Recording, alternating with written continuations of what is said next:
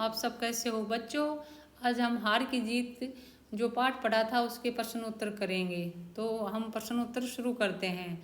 नीचे दिए गए प्रश्नों का उत्तर सटीक उत्तर कौन सा होगा। सामने तारा बनाना है। तो पहला प्रश्न क्या अपना, सुल्तान के छीने जाने पर बाबा भारती पर क्या प्रभाव हुआ। तो बच्चों ये चार ऑप्शन दिए हुए हैं, इसमें पढ़ के अपन को बताना है कि बाबा भारती से जब सुल्तान छीन लिया गया था तो उस पर क्या प्रभाव हुआ था। बाबा भारती के मन से चोरी का डर समाप्त हो गया था। बाबा भारती ने गरीबों की सहायता करना बंद कर दिया था। बाबा भारती ने द्वार बंद करना छोड़ दिया था और बाबा भारती असावधान हो गए थे। तो बच्चों वैसे तो ये सारे ही ऑप्शन सब ठीक हैं। सारे चैप्टर में था कि उन्होंने द्वार बंद करना भी छोड़ देगा वो, क्योंकि वो बाबा उसके सुल्तान की वजह से द्वार बंद रखता था। तो इसमें जो सबसे सटीक उत्तर है वो यही होगा, बाबा भारती के मन से चोरी का डर समाप्त हो गया था। क्योंकि जब सुल्तान उसके पास था, बाबा भारती के पास, तो उनको हमेशा उनकी चोरी होने का डर लगा रहता था। अगला प्रश्न है, बाबा भारती भी मनुष्य ही थे, इस कथन के समर्थन में लेखक ने कौन सा तर्क दिया है। तो ये इसमें भाई बाबा भारती भी एक मनुष्य ही थे। बाबा भारती ने डाकू को घमंड से घोड़ा दिखाया। बाबा भारती घोड़े की प्रशंसा दूसरों के लिए व्याकुल थे सुनने के लिए। बाबा भारती को घोड़े से अत्यधिक लगाव और मोह था। बाबा भारती हर पल घोड़े की रखवाली करते थे। तो बच्चों आपने उस पाठ में पढ़ा था कि बाबा भारती भी एक मनुष्य ही हैं और उनको अपने घोड़े की प्रशंसा दूसरों के मुख से सुनने के लिए व्याकुल रहते थे। तो इसमें ये उत्तर होगा। अब अपने मित्रों के साथ चर्चा कीजिए कि आपने ये उत्तर ही क्यों चुने। तो बच्चों ये दो जो प्रश्न अपने ऊपर वाले पढ़े हैं, तो अपने मित्रों के साथ चर्चा करके बताओ कि आपने ये वाले ही आंसर क्यों चुने इनके उत्तर। तो इसमें पहले उत्तर का कारण क्या होगा, मैंने बाबा भारती के मन से चोरी का डर समाप्त हो गया विकल्प इसलिए चुना क्योंकि बाबा भारती अपना माल असबाब जमीन आदि सब कुछ छोड़ चुके थे। सिर्फ सुल्तान ही उन्हें सबसे ज़्यादा प्यारा था। सुल्तान के अलावा उनके पास ऐसा कुछ नहीं था जिसकी चोरी का डर उन्हें हो। इसलिए सुल्तान को चोरी के बाद बाबा भारती के मन से चोरी का डर समाप्त हो गया था। तो बच्चों इसमें जो पहला वाला प्रश्न है, तो इसमें इसका उत्तर ये था ना, बाबा भारती के मन से चोरी का डर समाप्त हो गया था। तो बच्चों बाबा भारती के पास तो सिर्फ यही था और कुछ तो सामान था नहीं उनके पास, तो उनको हमेशा अपने सुल्तान के चोरी होने का डर ही बना रहता था। इसलिए ये पहला उत्तर सटीक है, सही है। दूसरे उसका कारण क्या है, मैंने बाबा भारती घोड़े की प्रशंसा दूसरों से सुनने के लिए व्याकुल थे, इसलिए विकल्प इसलिए चुना क्योंकि जैसे सभी लोगों को अपनी चीज़ों की प्रशंसा दूसरों से सुनने की आदत है, इसी तरह बाबा भारती को भी अपने घोड़े सुल्तान की प्रशंसा सुनना अच्छा लगता था। तो इस कारण ही हमने ये दोनों इनके उत्तर चुने। अगला है प्रश्न क्या है, आपने अभी जो कहानी पढ़ी है इसका नाम सुदर्शन ने हार की जीत रखा। अपने समूह में चर्चा करके लिखिए कि उन्होंने इस कहानी का नाम क्यों इस कहानी को यह नाम क्यों दिया होगा। अपने उत्तर का कारण भी लिखिए। तो बच्चों इसमें क्या आएगा बताओ आप लोग। इसमें आएगा खड़क सिंह पर बाबा भारती के द्वारा कही गई बातों का बहुत गहरा असर पड़ता है। वह रात के अंधेरे में ही सुल्तान को बाबा भारती के अस्तबल में बांध देता है और इससे बाबा भारती की हार जीत में बदल जाती है। इसलिए सुदर्शन ने कहानी का नाम हार की जीत रखा। तो बच्चों आप लोगों को पता चला कि भाई इस कहानी का नाम हार की जीत क्यों रखा गया था। तो इस कहानी का क्यों रखा गया था कि खड़क सिंह पर बाबा भारती के द्वारा कही गई बातों का बहुत गहरा असर पड़ा था। तो क्योंकि खड़क सिंह ने बाबा भारती ने खड़क सिंह को बोला था कि आप ये घोड़ा तो ले जाओ सुल्तान को, तो पर जाके किसी को ये बीमार होने वाला बहाना मत बताना, नहीं तो गरीबों के ऊपर से सबका विश्वास उड़ जाएगा और कोई गरीब आदमी पे और जो असहाय लोग होगा उनकी मदद नहीं करेंगे। यदि आपको इस कहानी को अन्य नाम देना हो तो क्या देंगे, अपने यह नाम क्यों सोचा ये भी बताइए। तो इसमें आप लिख सकते हो अपना कोई भी सोच के कारण आप खुद अपना इसका उत्तर लिख सकते हो। तो मैं इस कहानी का नाम सुल्तान बाबा की जान रखूँगी क्योंकि यह कहानी सुल्तान और बाबा भारती के प्रेम पर है।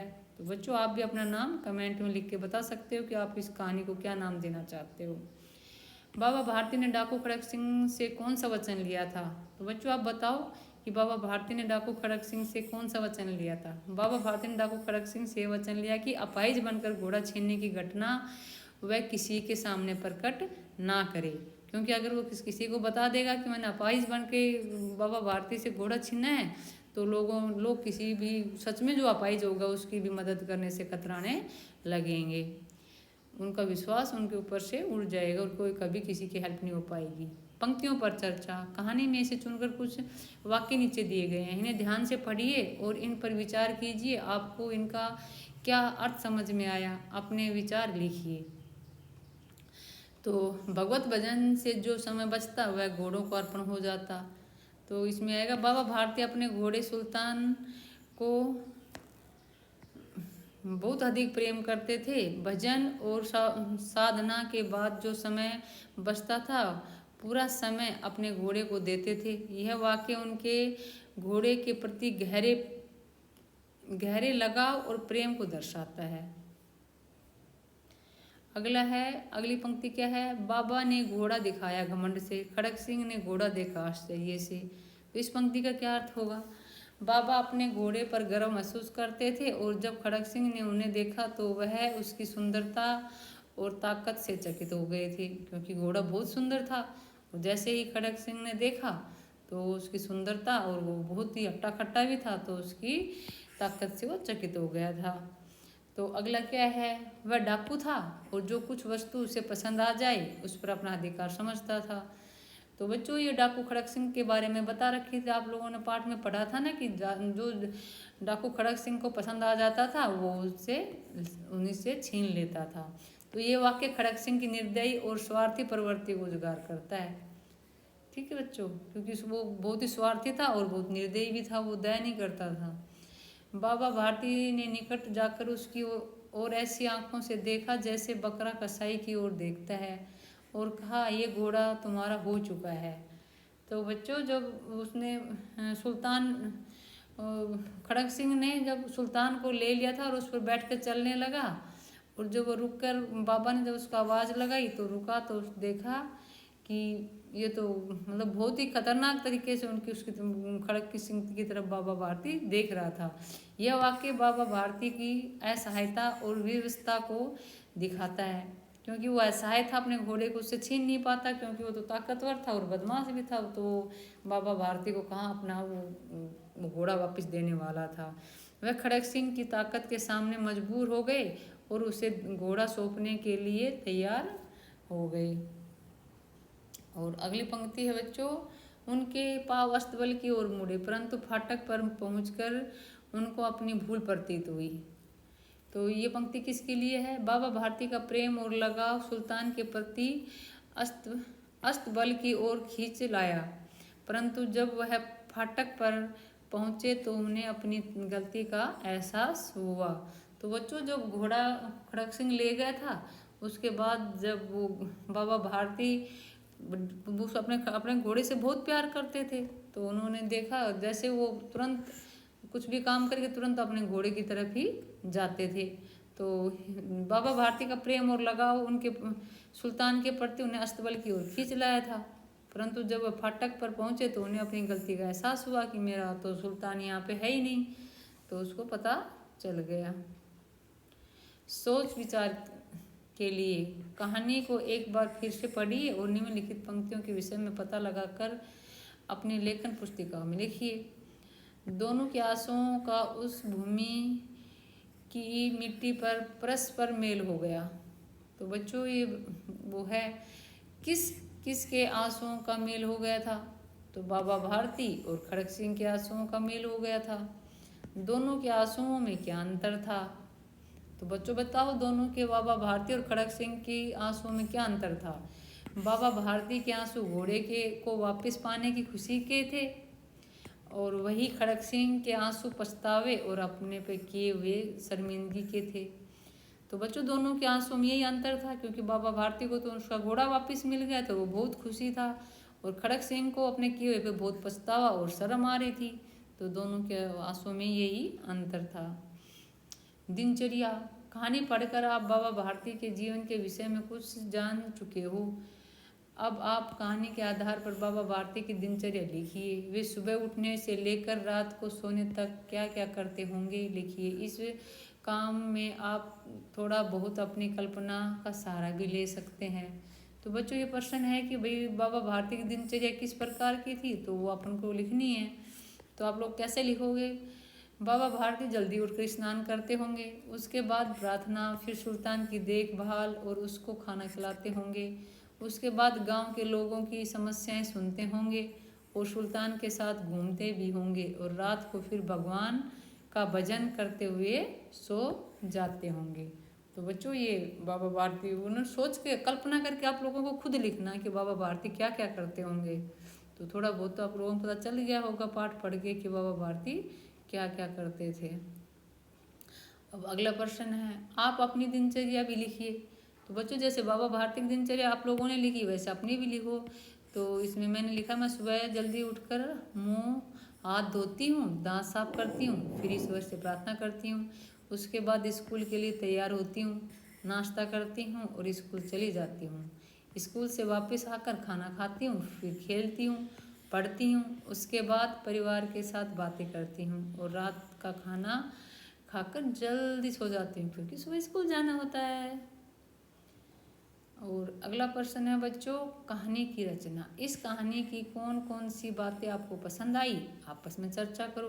तो बच्चों इसकी कौन सी बातें आपको ज़्यादा पसंद आई थी, कौन कौन सी, उस पर आप अपने दोस्तों के साथ भी चर्चा कर सकते हो। तो मैंने इसमें लिखा कि सुल्तान के लिए बाबा भारती का प्यार। बाबा भारती सुल्तान से बहुत प्यार करते थे। अपाहिज व्यक्तियों की सहायता करना। बाबा भारती का खड़क सिंह से वचन लेना ताकि कोई गरीबों की मदद करने से मुँह ना मोड़े। खड़क सिंह का भाव परिवर्तन और पश्चाताप के आंसुओं का बहाना। तो बच्चों आप लोगों को सोच समझ में आए तो और पॉइंट भी लिख सकते हो। और अगला प्रश्न है, कोई भी कहानी पाठक को तभी पसंद आती है जब उसे अच्छी तरह से लिखा गया हो। लेखक कहानी को अच्छी तरह लिखने के लिए अनेक बातों पर ध्यान रखते हैं, जैसे शब्द, वाक्य, संवाद आदि। इस कहानी में आए संवादों के विषय में अपने विचार लिखिए। तो बच्चों संवाद क्या होते हैं वो उन पे लिखना है, उनमें कौन कौन से संवाद आए वो भी इसमें इस प्रश्न में हमें लिखना है। संवाद कहानी की में जान डालते हैं और कहानी में रोचकता लाते हैं। तो संवाद क्या होते हैं बच्चों, जो कहानी में जान डालते हैं और ये कहानी में रोचकता लाते हैं। हार की जीत कहानी को सफल बनाने में संवाद का महत्वपूर्ण योगदान रहा है। इस कहानी में छोटे एवं प्रभावी संवाद हैं, जैसे बाबा भारती ने पूछा, खड़क सिंह क्या हाल है? तो खड़क सिंह ने सिर झुकाकर उत्तर दिया, आपकी दया। कहो इधर कैसे आए हो? ये संवाद है ना बच्चे, एक दूसरे में बातें हो रही हैं तो संवाद हो रहा है। सुल्तान की चाह खींच लाई, विचित्र जानवर है, देखोगे तो प्रसन्न हो जाओगे। ये बाबा भारती कह रहे हैं सुल्तान से। मैंने भी बड़ी प्रशंसा सुनी है, ये सुल्तान कह रहा है। उसकी चाल तुम्हारा मन मोह लेगी, कहते हैं देखने में भी बहुत सुंदर है। क्या कहना है, जो उसे एक बार देख लेता है उसके हृदय पर उसकी छवि अंकित हो जाती है। ये बाबा भारती सुल्तान से कह रहे हैं कि मेरा घोड़ा, मेरा सुल्तान इतना सुंदर है कि अगर एक बार कोई इंसान उसको देख लेता है ना तो उसके हृदय पर उसकी छवि अंकित हो जाती है। बहुत दिनों से अभिलाषा थी, आज उपस्थित हो सका हूँ। तो ये बाबा भारती और खड़क सिंह के बीच संवाद हो रहा था बच्चों। तो ये था संवाद इस पाठ में। अब आता है कहानी मुहावरे कहानी से। तो ये मुहावरे हैं तो बच्चों इस कहानी से कुछ लिए गए हैं, कहानी को चुनकर कुछ मुहावरे दिए गए हैं। लट्टू होना, हृदय पर सांप लौटना, फूले न समाना, मुंह मोड़ना, मुख खिल जाना, न्योछावर कर देना। कहानी में इन्हें खोजकर इनकी प्रयोग समझिए। तो बच्चों अब हम पढ़ते, लट्टू होना। लट्टू होना क्या होता है, किसी का दीवाना हो जाना, किसी का मतलब वो मतलब ये चीज़ किसी के ऊपर बहुत अच्छे से दिल आ जाना, अपना चाहत वो हो जाना। सॉरी। हृदय पर सांप लौटना। हृदय पर सांप लौटना क्या होता है, किसी से जलन होना। अगला है बच्चों फूले न समाना। फूले न समाना मतलब बहुत ज़्यादा खुशी हो जाना। कई बार आपको गेम्स पीरियड मिलता है तो भी आपको बहुत ज़्यादा खुशी हो जाती है, अच्छे मार्क्स आते हैं तो भी बहुत ज़्यादा खुशी हो जाती है, कुछ अच्छी चीज़ कोई टॉयज मिल जाता है तो भी आप फूले नहीं समाते हो। मुंह मोड़ लेना, जरूरत के समय किसी का साथ छोड़ देना। जब कहते हैं ना कि मुंह मोड़ लेना, मुंह मोड़ लेना, जब उसको जरूरत पड़ी तो उनका साथ छोड़ देना। मुख खिल जाना मतलब खुश हो जाना, और नौछावर कर देना मतलब बलिदान कर देना अपने आप कि नौछावर। उन्हें कहते हैं कि भाई लोगों ने अपने देश पे अपने प्राण नौछावर कर दिए। अब इनका प्रयोग करते हुए अपने मन से नए वाक्य बनाइए। तो बच्चों जो ये मुहावरे थे तो ये था, अभी इनका क्या था, इनका अर्थ था, भावार्थ। अब इनके इनके वाक्य बनाने हैं कुछ। जैसे लट्टू होना, मेरा दोस्त नई कार पर लट्टू हो गया। ठीक है, अपना अपनी नई साइकिल पर लट्टू हो सकते हो, अपनी नई बाइक पे हो सकते हो, नए बैग पे हो सकते हो। हृदय पर सांप लौटना, जब से रमेश ने नई कार खरीदी है तब से श्याम के हृदय पर सांप लौट रहा है। फुल्ली न समाना, परीक्षा में अच्छे नंबर पाकर मीना, या कोई भी नाम लिख सकते हो, मीना चिन्ना टिन्ना आप लोगों का नाम लिख सकते हो। मीना फुल्ली नहीं समा रही थी। मुंह मोड़ लेना, ज़्यादातर लोग गरीबों से मुंह मोड़ लेते हैं। मुंह खिल जाना, जब टीम जीत गई तो सभी खिलाड़ियों का मुख खिल उठा। न्योछावर कर देना, देश की सेवा के लिए सैनिक अपना सब कुछ न्योछावर कर देते हैं। तो बच्चे ये क्या था, मुहावरे का वाक्य में प्रयोग था। अगला है कैसे कैसे पात्र।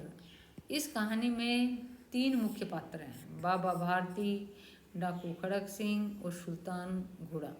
इनके गुणों को बताने वाले शब्दों से दिए गए शब्द चित्रों को पूरा करना है। तो बच्चों ये आप लोगों को देखना किताब में ये खाली ये चित्र दिए हुए हैं, उसमें खाली बाबा भारती लिखा हुआ है। तो बाबा भारती कैसे थे, धार्मिक थे बाबा भारती, पाठ जो ज़्यादा करते थे, परोपकारी थे, दयालु भी थे, पशु प्रेमी थे, क्योंकि देखा आपने सुल्तान से बहुत प्यार करते थे, और भावुक थे और सरल थे, सरल स्वभाव के थे। अब आता डाकू खड़क सिंह। डाकू खड़क सिंह कैसा था, निर्दयी था, चालाक था, स्वार्थी था, कपटी था, धोखेबाज था और बाहुबली भी था। तो ये डाकू खड़क सिंह का चरित्र की कुछ वो है। अब आता है सुल्तान घोड़ा। सुल्तान कैसा था, बलवान था, सुंदर था, आकर्षक भी था, मन को मोह लेता था, तंदुरुस्त था और तेज था। तो ये किसके वह हैं, ये हैं सुल्तान के। आपने जो शब्द लिखे हैं वे किसी की विशेषता, गुण और प्रकृति के बारे में बताने के लिए उपयोग में लाए जाते हैं। ऐसे शब्दों को क्या कहते हैं, विशेषण। जो किसी की विशेषता बताता है, उसके गुण बताता है, उसकी प्रकृति बताता है, तो उसे क्या कहते हैं, विशेषण।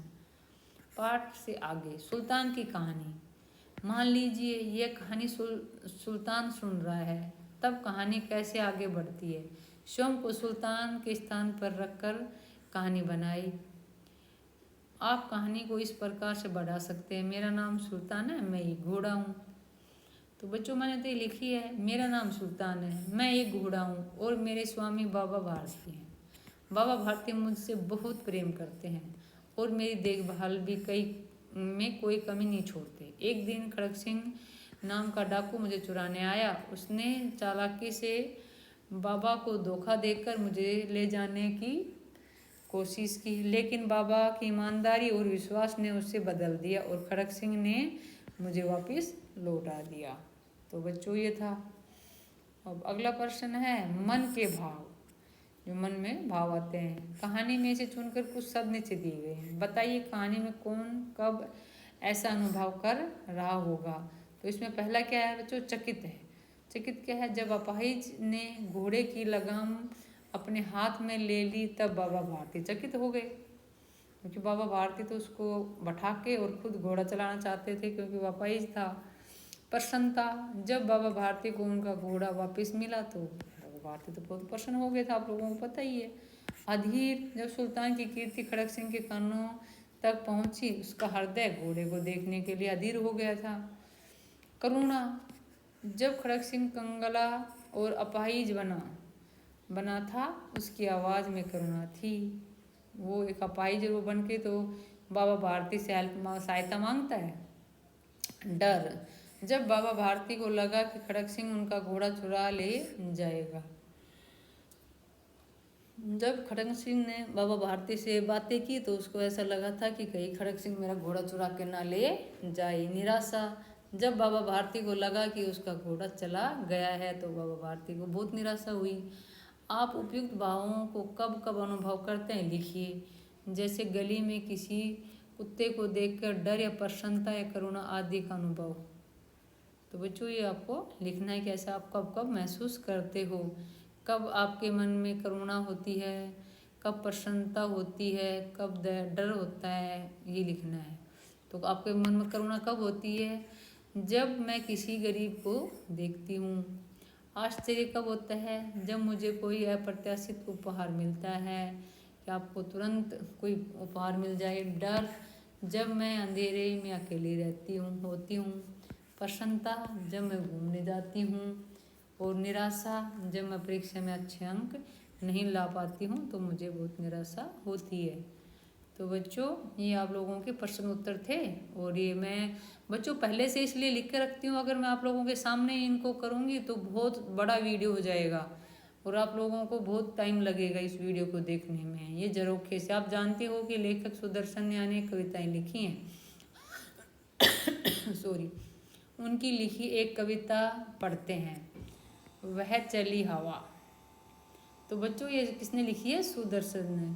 वह चली हवा, वह चली हवा, ना तू देखे ना मैं देखूं, पत्तों ने तो देख लिया, वरना वे खुशी मनाते क्यों। वह चली हवा, वह चली हवा। साथ जी समझ। आपको इस कविता में क्या अच्छा लगा? आपस में चर्चा कीजिए और अपने लेखक पुस्तिका में लिखिए। तो बच्चों आपको इस कविता में क्या अच्छा लगा वो आप लोगों को एक दूसरे से चर्चा करके और इसमें लिखना है। खोजबीन के लिए सुदर्शन की कुछ अन्य रचनाएं पुस्तक में दिए हुए QR कोड और इंटरनेट पुस्तकालय की सहायता से पढ़े और देखे। तो बच्चों ये आपके प्रश्न उत्तर होते हैं समाप्त। और आप लोग इनको अच्छे से पढ़ना और कोई भी पाठ के प्रश्न उत्तर हो अगर आप बार बार पढ़ोगे और उनको लिख के देखोगे तो आपको अच्छे से हो जाएगा। और लिख के ज़रूर देखा करो ताकि आपको हिंदी में लिखने में मिस्टेक ना हो, क्योंकि बच्चों हिंदी में मिस्टेक के भी मार्क्स कटते हैं। इसलिए आप लोगों को अच्छे से पढ़ना है। इसके कठिन शब्द वगैरह, शब्दार्थ, प्रश्न उत्तर, मुहावरे, ये सब अच्छे से पढ़ना है इनको। और फिर अब अगर आपको कुछ भी समझ में नहीं आए तो कमेंट में लिखना और आप बताना कि आपको ये वीडियो कैसा लगा। अगर अच्छा लगे तो अपने वीडियो अपने दोस्तों को शेयर करना, लाइक करना और आप चैनल को सब्सक्राइब ज़रूर कर लेना। बाय बच्चों, खुश रहो।